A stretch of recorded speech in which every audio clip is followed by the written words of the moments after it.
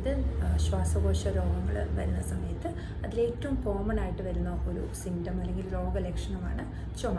അപ്പോൾ ചുമയുടെ റീസൺസ്, അതായത് ചുമ ഉണ്ടാവാനുള്ള ഏതൊക്കെ ശ്വാസകോശ രോഗങ്ങളിലാണ് ചുമ സാധാരണ ഉണ്ടാകുന്നത്, ശ്വാസകോശ രോഗങ്ങളിലല്ലാതെ വേറെ എപ്പോഴൊക്കെയാണ് നമുക്ക് ചുമ ഉണ്ടാകുന്നതിനെ കുറിച്ചുള്ള ഒരു വീഡിയോ ആണ്. സോ ഏറ്റവും കൂടുതൽ ശ്വാസകോശ രോഗങ്ങളിലാണ് ചുമ മെയിനായിട്ട് വരുന്നത്. അത് കഴിഞ്ഞിട്ട് ചില ഹാർട്ട് ഡിസീസിൽ, അതായത് ഹൃദയത്തിൻ്റെ ചില രോഗാവസ്ഥയിലും ചുമ വരാറുണ്ട് പേഷ്യൻസിന്. അതുപോലെ ഗ്യാസ്ട്രൈറ്റിസ് അല്ലെങ്കിൽ അസിഡിറ്റി വരുന്ന സമയത്ത്, അസിഡിറ്റി കൂടുതലുള്ള പേഷ്യൻസിനും നിർത്താതെയുള്ള ചുമ, അതായത് കണ്ടിന്യൂസ് ആയിട്ട് അവർക്കുള്ള ഒരു ഇറിറ്റേറ്റിംഗ് ആയിട്ടുള്ള ചുമ വരാനുള്ള ചാൻസസ് ഉണ്ട് അസിഡിറ്റിയിൽ. പിന്നെ ചില പേഷ്യൻസിനും, അതായത് ഹൈപ്പർ ടെൻഷൻ, അതായത് BP യുടെ ചില ടാബ്ലറ്റ്സ് ഒക്കെ കഴിക്കുമ്പോൾ ആ ഒരു ടാബ്ലറ്റ്സിൻ്റെ സൈഡ് എഫക്റ്റ് ആയിട്ടുണ്ടാകുന്ന ചുമ വരാറുണ്ട്. അപ്പോൾ അതിലേറ്റവും കോമൺ ആയിട്ട് വരുന്നത് ശ്വാസകോശ സംബന്ധമായ രോഗങ്ങളിലാണ് ചുമ ഏറ്റവും കൂടുതലായിട്ട് കോമൺ ആയിട്ട് കാണുന്നത്. അപ്പോൾ അതിൽ എല്ലാവർക്കും അറിയാവുന്ന പോലെ ബ്രോങ്കിയൽ ആസ്മ, അതായത് കോമൺ ഡിസീസായ ബ്രോങ്കിയൽ ആസ്മയിൽ വരുന്ന ചുമയുണ്ട്. അപ്പോൾ ചില പേഷ്യൻസിന് ആസ്മ എന്ന് പറയുമ്പോൾ എപ്പോഴും ബ്രെത്ത്ലെസ്നെസ്സും വീസിങ്ങും മാത്രം വരണം എന്നില്ല. ചുമ മാത്രമായിട്ട് പ്രസൻറ്റ് ചെയ്യുന്ന ബ്രോങ്കിയൽ ആസ്മ ഒരു ടൈപ്പ് ഉണ്ട്, അതിന് കോഫ് വേരിയൻ്റ് ആസ്മ എന്നാണ് പറയുന്നത്. അപ്പോൾ ആ ഒരു രോഗാവസ്ഥയിൽ ചുമ മാത്രമായിരിക്കും കണ്ടിന്യൂസ് ആയിട്ട് നിർത്താതെ, അതും രാത്രിയിലായിരിക്കും അവർക്ക് ചുമ കൂടുന്നത്. അപ്പോൾ അങ്ങനത്തെ ഉള്ളൊരു ചുമ കാണും. ബ്രോങ്കിയൽ ആസ്മ ഉള്ള പേഷ്യൻസിന് അങ്ങനെയുള്ളൊരു ചുമ കാണും. പിന്നെ ചുമ വരാനുള്ള ഒരു കോമൺ അസുഖമാണ് COPD എന്ന് പറയുന്ന ശ്വാസകോശ അസുഖമായ COPD. അത് കൂടുതലും പുകവലിക്കുന്ന ആളുകളിലായിരിക്കും, അങ്ങനെയുള്ളവരായിരിക്കും, ഒരു COPD രോഗികളിലായിരിക്കും ചുമ കൂടുതലായിട്ട് കാണുന്നത്.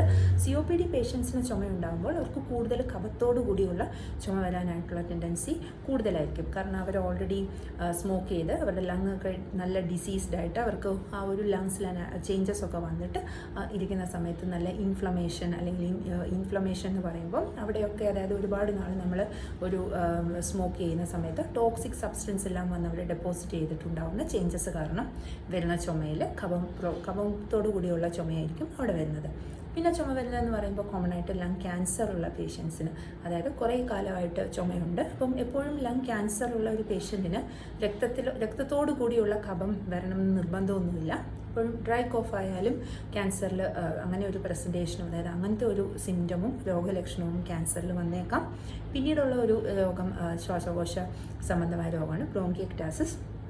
ഞാൻ നേരത്തെ ഒരു വീഡിയോയിൽ പറഞ്ഞ പോലെ ബ്രോങ്കിയെക്ടാസിസ് എന്ന് പറയുമ്പോൾ നമ്മുടെ ശ്വാസകോശത്തിൻ്റെ ഉള്ളിലുള്ള ചെറിയ ട്യൂബ്സ് ഉണ്ട്, ബ്രോങ്കിയോൾസ് എന്ന് പറഞ്ഞിട്ട്, അതിൻ്റെ ഡയലറ്റേഷൻ കാരണം ഉണ്ടാകുന്ന, നേരത്തെ എന്തെങ്കിലും ഇൻഫെക്ഷൻ വന്നിട്ടുണ്ടെങ്കിൽ അതിൻ്റെ ഡയലറ്റേഷൻ കാരണം ഉണ്ടായിട്ട് അതിൽ സെക്രീഷൻസ് വന്ന് അതിൽ ഇൻഫെക്ഷൻ വന്നിട്ട് വരുന്ന രോഗാവസ്ഥയാണ് ബ്രോങ്കിയെക്ടാസിസ്. അപ്പോൾ അങ്ങനത്തെ അസുഖത്തിലും ചുമയുണ്ടാവും. അപ്പോൾ നമുക്ക് ഇങ്ങനെയുള്ള, അതായത് ഈ സാധാരണ അസുഖങ്ങൾ അതുപോലെ ട്യൂബർക്കുലോസിന് വരാം, ന്യൂമോണിയയിൽ ചുമ വരാം. അങ്ങനെ ശ്വാസകോശ സംബന്ധമായ ലങ്സിലെ ഏത് അസുഖം വന്നാലും ചുമ അതിൻ്റെ കൂടെ ഉണ്ടാകാനുള്ള ചാൻസസ് കൂടുതലാണ്. അപ്പോൾ നമുക്ക് ചുമ വരുന്ന അവസ്ഥയിൽ പേഷ്യൻസിന് മിക്ക പേഷ്യൻസിൻ്റെ ഒരു ടെൻഡൻസിയാണ് അവർ മെഡിക്കൽ സ്റ്റോറിലൊക്കെ പോയിട്ട് കഫ് സിറപ്പൊക്കെ മേടിച്ച് കഴിക്കും.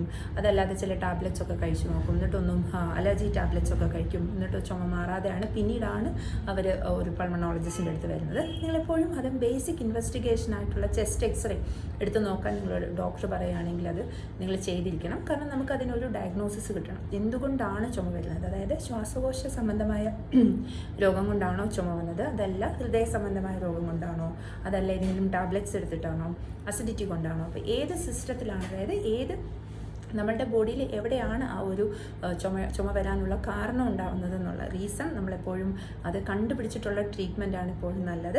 അപ്പോൾ പല പേഷ്യൻസും ഇങ്ങനെ കഫ് സിറപ്പൊക്കെ കഴിച്ച് കാലങ്ങളോളം ചുമ വെച്ചുകൊണ്ടിരിക്കുന്ന ആളുകൾക്ക് ഇപ്പം ഇൻ കേസ് ക്യാൻസർ ആണെന്നുണ്ടെങ്കിൽ അത് കണ്ടുപിടിക്കാതെ പോകും. അതേസമയം നമ്മളൊരു എക്സ്റേ എടുത്ത് അതിനകത്ത് എന്തെങ്കിലും ഫൈൻഡിങ്സ് ഉണ്ടോ നോക്കി അത് ആദ്യമേ അത് ട്രീറ്റ് ചെയ്യുകയാണെന്നുണ്ടെങ്കിൽ നമുക്ക് ആ ഒരു പ്രോഗ്രഷൻ ഏത് അസുഖമാണെങ്കിലും, അതുപോലെ വേറൊരു കണ്ടിന്യൂസ് ആയിട്ട് ഡ്രൈ കോഫ് വരുന്ന ഒരു അസുഖമാണ് ഇൻറ്റർസ്റ്റീഷ്യൽ ലങ് ഡിസീസ് അല്ലെങ്കിൽ പൾമണറി ഫൈബ്രോസിസ് എന്ന് പറയുന്നത്.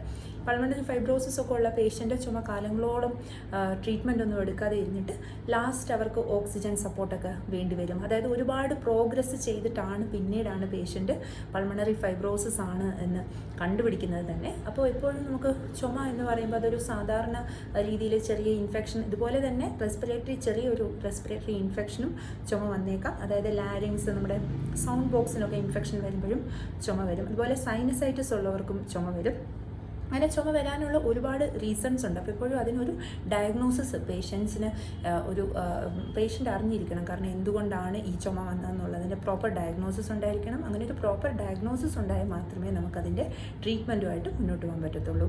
അപ്പോൾ നെക്സ്റ്റ് ടൈം, അപ്പോൾ ഇത് കേൾക്കുന്ന പേഷ്യൻ്റ് നെക്സ്റ്റ് ടൈം എപ്പോഴെങ്കിലും ചുമ വരുവാണെങ്കിൽ അവർ ആ ഒരു ഇത്ര റീസൺസ് കൊണ്ട് ചുമ വരാം എന്നുള്ള ഒരു അവയർനെസ് പേഷ്യൻസിന് എപ്പോഴും ഉണ്ടായിരിക്കണം.